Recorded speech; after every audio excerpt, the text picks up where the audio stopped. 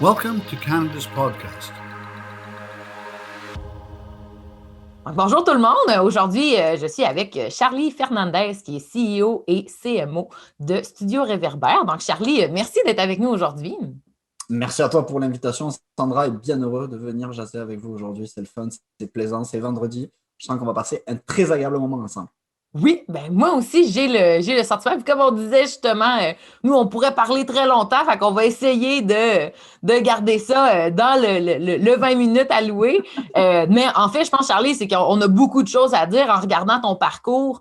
Il y a plein de sujets auxquels on aimerait toucher. Fait qu'on va essayer de voir si on est capable de parler de tout aujourd'hui. Mais en commençant, là, explique-nous, qu'est-ce qui t'a amené à devenir entrepreneur? Je vous dirais pas mal un concours de circonstances dans la mesure où je viens absolument pas d'une famille ou d'un environnement où il y avait un fort, je pourrais dire, background entrepreneurial. Mon père était employé, ma mère était professeure de danse. Je viens d'une ville qui est petite, où il n'y a pas vraiment d'organisation qui promouvoit l'entrepreneuriat, que ce soit au niveau des jeunes ou je dirais du niveau général. Donc ça s'est fait avec le temps, ça s'est fait par le biais, entre guillemets, d'un parcours scolaire plus ou moins abouti, on va voir ça comme ça, ou plus ou moins, je dirais, alternant entre les hauts et les bas. Ça peut rappeler certains parcours entrepreneuriaux, on va se le dire aussi. Puis ça s'est fait tout simplement quand j'ai été confronté en fait à la réalité donc, du marché du travail, si je puis dire, où j'avais pas de la difficulté à trouver ma place, mais où parfois peut-être j'avais des idées qui étaient bien ancrées, puis je voulais avoir par exemple l'opportunité parfois de me tromper ou parfois justement de mettre en pratique ce que je pensais être bon pour valider, si je puis dire, mes hypothèses. Puis malheureusement, c'est pas quelque chose qui m'était possible donc en tant qu'employé dans les X entreprises où j'ai travaillé. Puis un jour, j'ai eu la chance d'être licencié, puis ça a été le moment où j'ai dit c'est super, c'est le coup de pied aux fesses que t'attendais, let's go. Puis ça a commencé un petit peu comme ça, puis ça a été vraiment c'était paradoxal, j'en parlais hier dans une autre entrevue que je donnais. En même temps, je pense que la majorité des gens dans ce genre de contexte se sentiraient avec un poids énorme sur les épaules, puis moi, ça a vraiment été l'effet à l'inverse. Je me suis vraiment senti libéré, puis ça m'a pris peut-être 3-4 jours pour retomber sur mes pattes et directement aller justement jaser avec mes premiers clients potentiels. À l'époque, j'étais travailleur autonome, donc conseiller vraiment en communication et marketing numérique. Puis ça a vraiment été un coup de cœur. Puis ça a été le début de plusieurs projets entrepreneuriaux notamment.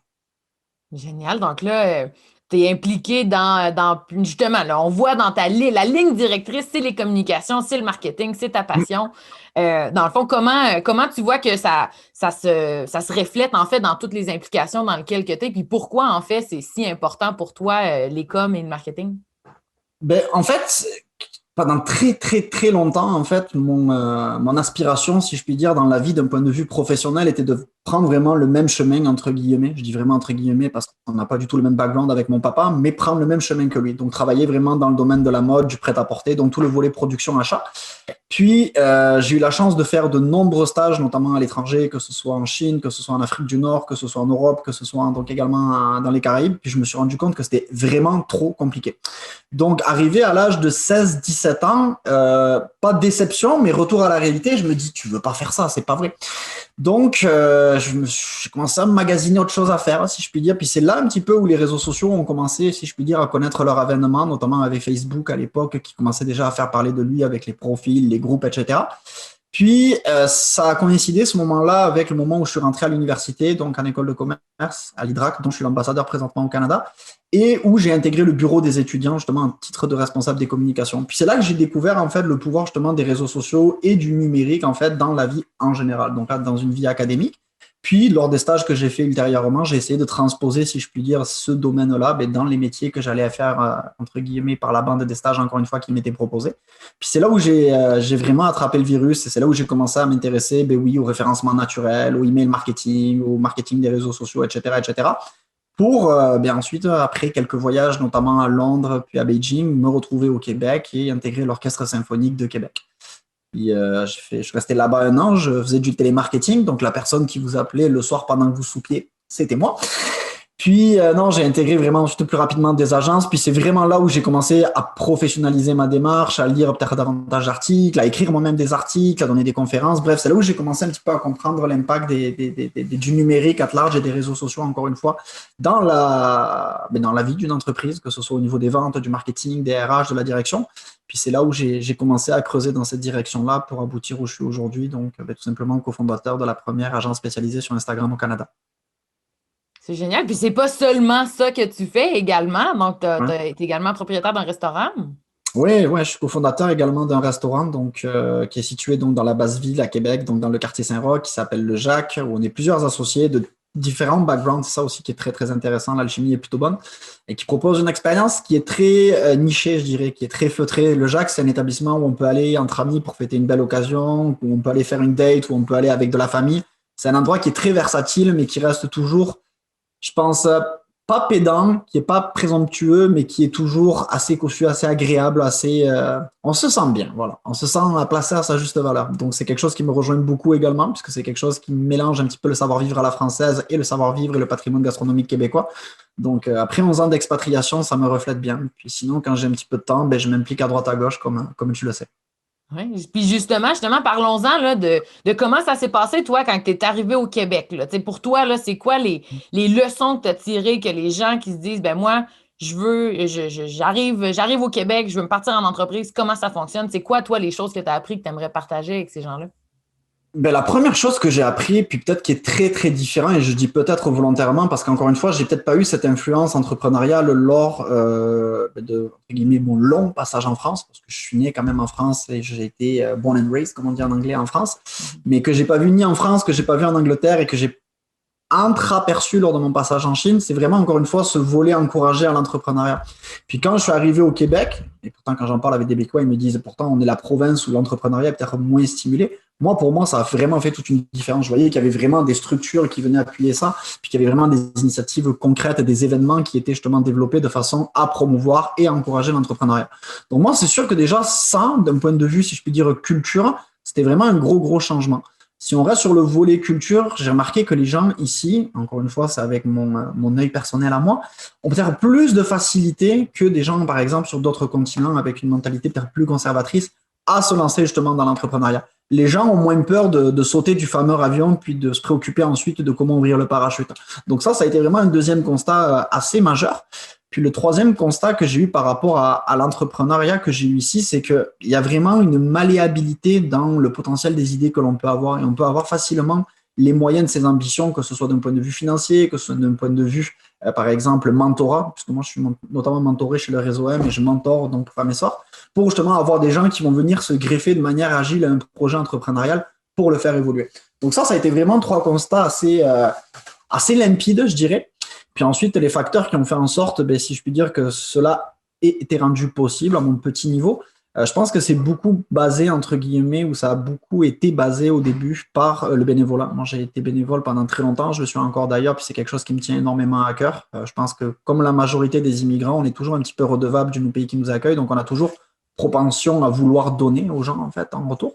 Donc, j'ai été longtemps bénévole au Web à Québec, qui est quand même le plus gros événement numérique francophone en Amérique du Nord, qui vient de se terminer d'ailleurs récemment, où j'ai été gestionnaire de communauté, puis directeur des communications. Je me suis impliqué en radio à CKIA, je me suis impliqué également dans le CA de la Chambre de commerce française au Canada. Présentement, comme je le mentionnais, je suis également mentor chez Femmes et Sort, je suis également ambassadeur de mon école de commerce sur le Canada. Donc, pour moi, c'est des moyens vraiment de rendre, si je puis dire, l'appareil, ou du moins de rendre à autrui ce que quelqu'un m'a donné par le passé, pour faciliter quelque chose, que ce soit une expatriation, que ce soit un deal à closer, que ce soit une embauche peut-être ou quoi que ce soit. Moi, à t'entendre parler, je crois que c'est également là, les immigrants entrepreneurs comme toi qui viennent aussi changer la culture ici parce que je crois fortement que la raison pourquoi le bénévolat est important pour tout le monde, c'est qu'on veut redonner au suivant, mais je crois plus qu'on voit de gens qui le font, puis plus qu'on voit des gens comme toi qui s'impliquent, qui en parlent, qui font la promotion, en fait, de l'accomplissement de soi par le bien d'aider quelqu'un d'autre, ben, je pense que ça fait que tout le monde communément voit la valeur ajoutée de ça dans leur vie. Là, je pense que c'est vraiment ça pour toi. Là. Tu t'impliques, mais ça te redonne beaucoup. Là. Ouais, puis même personnellement, je pense que ça me permet aussi de couper de certaines choses plus du quotidien. Là, tu sais, souvent, je dis que je suis, on en parlait un petit peu avant, là, je suis le mécano, entre guillemets, qui a monté un garage par passion de la mécanique, puis c'est pas forcément le meilleur move à faire en entrepreneuriat. Ça me plaît énormément de faire ce que je fais, de faire de la fiscalité, entre guillemets, de faire de la compta, de faire des RH, de faire de l'admin, de faire un peu de marketing de temps en temps, des rencontres comme on fait ce matin et tout ça. Mais des fois, quand je switch de chapeau, puis que je retombe, mettons, avec mon chapeau de mentor ou mon chapeau de mentoré ou mon chapeau d'ambassadeur ou peu importe, je revois, entre guillemets, des choses que j'ai peut-être été forcé à oublier ou à moins faire de par l'évolution, entre guillemets, un petit peu de mon rôle chez Réverbère. Puis c'est bien, ça me permet, entre guillemets, de reconnecter avec des amours passés, puis c'est loin d'être désagréable.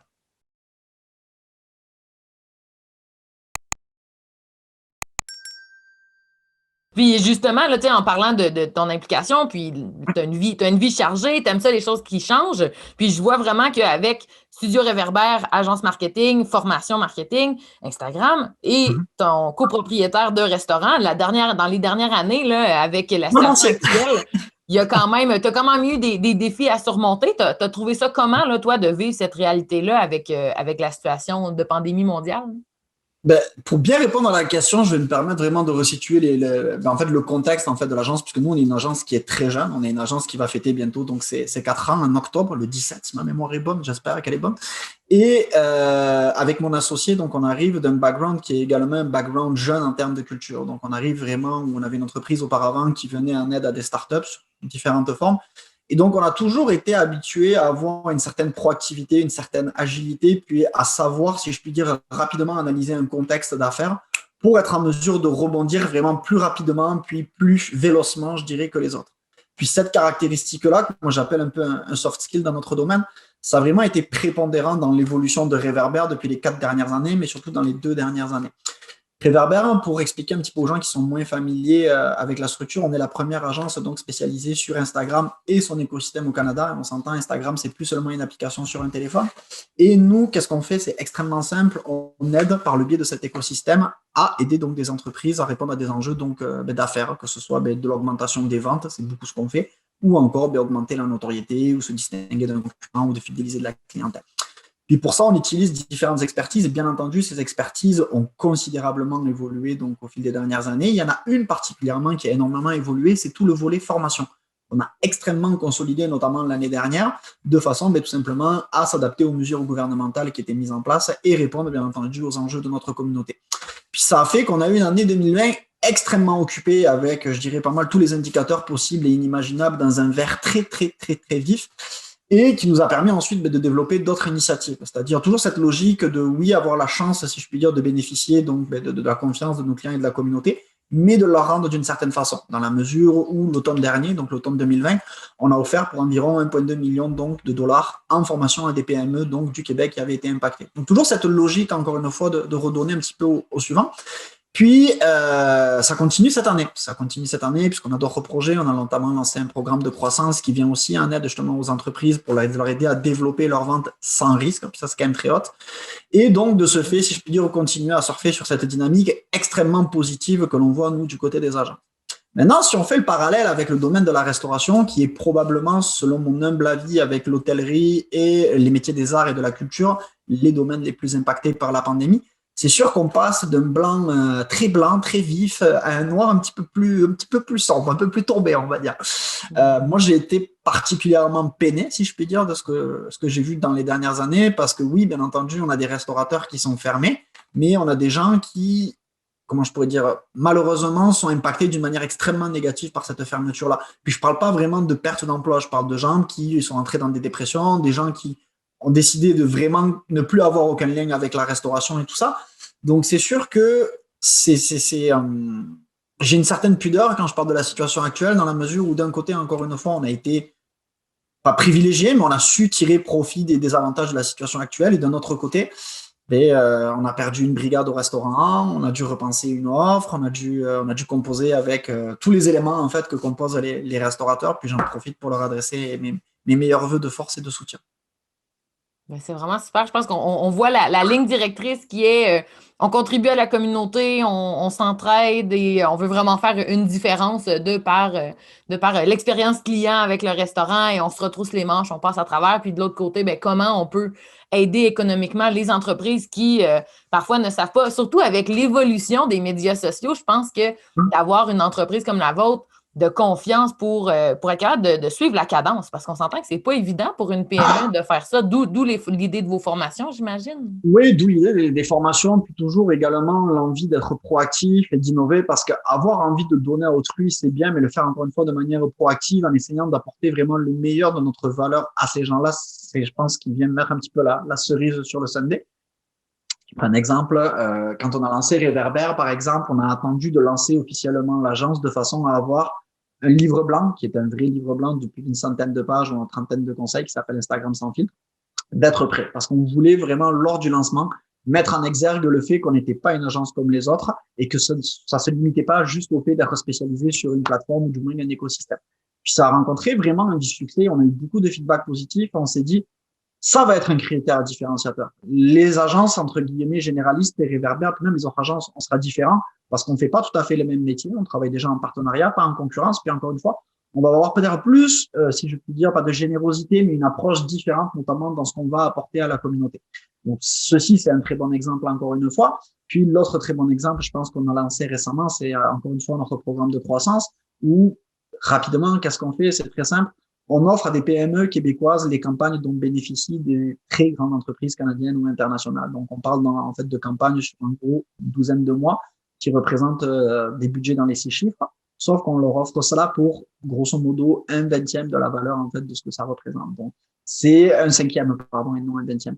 Donc, pour nous, c'est une manière, en fait, d'aller supporter l'investissement chez nos partenaires, comme on le ferait dans d'autres contextes, de faire une prise de risque avec eux, puis pour nous, d'être rétribués tout simplement à la performance. Puis je pense que dans un contexte où les entreprises, notamment dans le commerce de détail, ont peu de visibilité sur ce qui se passe, même sur les ventes en ligne, parce qu'il y a des enjeux avec les ventes en ligne que les gens ne voient pas forcément, je crois qu'encore une fois, c'est une belle démonstration sous un autre angle de cette proactivité, de cette volonté de venir de manière concrète et encore une fois proactive, aider tout simplement notre communauté.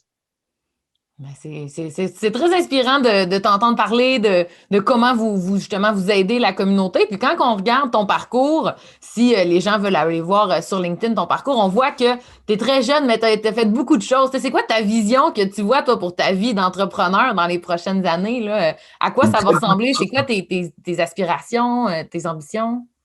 Ben, j'ai eu la chance en fait d'être mentoré durant les 2 dernières années, grosso modo, par une personne qui s'appelle Jo Lanway, qui est malheureusement plus mon mentor parce qu'elle a pris sa retraite, mais qui m'a permis vraiment d'avoir un bien meilleur équilibre entre ma vie personnelle et ma vie professionnelle. Puis c'est vraiment, si je devais souligner comment je pourrais dire, un bon coup sur les dernières années, je pense que ce serait celui-ci vraiment en premier lieu parce que ça a toujours été quelque chose de très difficile pour moi. C'est encore quelque chose, malheureusement, sur lequel il faut que je travaille encore beaucoup. Enfin, malheureusement ou heureusement. C'est bien d'avoir de la marge de progression. Donc, je pense que l'objectif numéro 1, si je puis dire, en tant qu'entrepreneur, ce serait toujours arriver à trouver cette stabilité-là. Ça peut sembler égoïste, mais c'est vraiment ça. L'autre, bien entendu, c'est comment je pourrais dire, continuer et perpétuer, si je puis dire, la vision, encore une fois, de Réverbère. Oui, on a une vision qui est très axée, encore une fois, oui, sur la croissance, et pas forcément sur la croissance des employés, mais plus sur la croissance de la rentabilité de l'entreprise et vraiment les bonnes actions, les bonnes personnes aux bonnes places, qui peut être un petit peu à l'opposé de certains modèles plus traditionnels d'agence, puis de continuer à avoir beaucoup de plaisir et de faire en sorte que mes collaborateurs aient du plaisir à travailler avec nous. C'est vraiment quelque chose de très, très important, puis c'est difficile en temps actuel. On n'a plus d'activité sociale, c'est beaucoup plus difficile même pour faire des lunch and learn, ce genre de choses. Donc, c'est vraiment un enjeu qui me tient à cœur. Si ensuite je devais citer un enjeu pour le restaurant, puis c'est vraiment un enjeu que je souhaite à tous, c'est que au moins cet été, on ait le plaisir de pouvoir réouvrir des terrasses et de faire en sorte qu'on fasse passer également un bon moment aux gens. Je pense que ça, ce serait quand même quelque chose de très important. Puis ensuite, sur le plan plus entrepreneurial at large, j'aimerais en fait continuer pas me diversifier en tant qu'entrepreneur, mais je suis un petit peu un touche-à-touche, je suis quelqu'un qui s'intéresse à beaucoup de choses. Puis si j'avais des opportunités d'investissement ou d'implication dans d'autres projets entrepreneuriaux, à titre d'actionnaire minoritaire, ça me plairait énormément. Parce qu'encore une fois, j'aime sortir un petit peu de mon carcan sans pour autant me déconcentrer de ce que je fais pour continuer à apprendre et encore une fois, apporter ma petite valeur ajoutée à d'autres projets et à d'autres visions.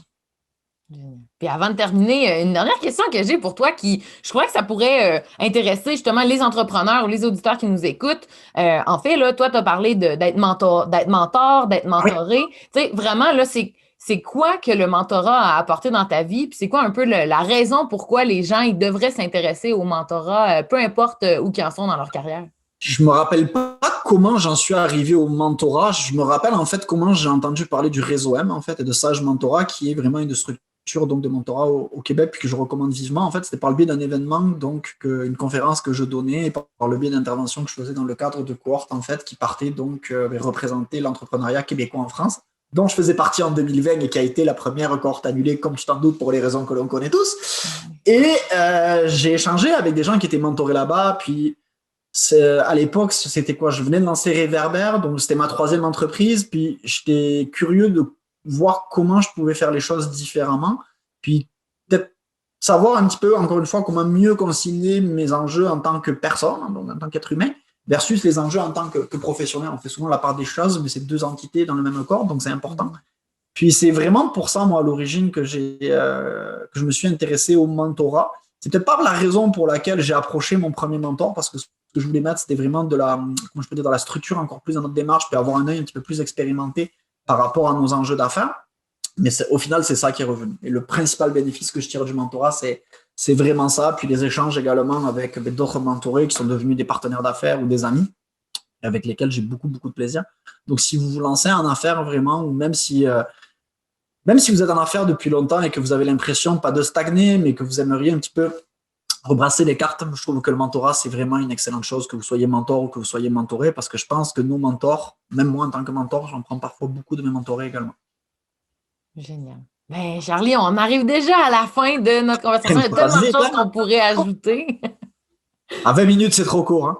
Oui, ben c'est ça. Donc, ben, Charlie, est-ce qu'il y a quelque chose que tu aimerais partager avant qu'on se quitte?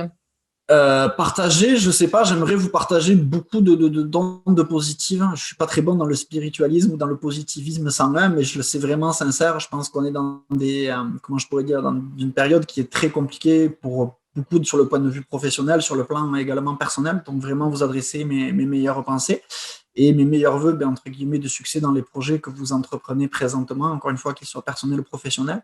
Puis, je ne sais pas si ça va bien aller, mais en tout cas, on va en faire en sorte que ça aille de l'avant. Puis, allons de l'avant tous ensemble et je pense que ça ira mieux dans très peu de temps. Mais c'est génial. Merci beaucoup, Charlie. Puis, si les gens ont des questions, aimeraient te suivre, te contacter, est-ce qu'il y a une manière que tu préfères que les gens le fassent? Comme vous voulez. Si vous tapez Charlie Fernandez sur Google, je pense qu'il y a des grandes chances qu'au Québec, je sois le seul qui sorte. Donc, normalement, vous devriez me trouver. Mais allez-y sur LinkedIn, allez-y sur Instagram, allez-y sur le www.studio-reverber.com ou ce qui vous semble être le plus simple pour vous. Généralement, je ne suis pas trop mauvais pour faire des suivis. Super. Ben, merci beaucoup, Charlie, pour ton temps aujourd'hui. Puis, je te retourne l'appareil, le meilleur des vœux pour tous tes projets. Puis, merci pour ta passion et ton implication. C'est vraiment inspirant. Merci beaucoup, Sandra. À très bientôt. À bientôt.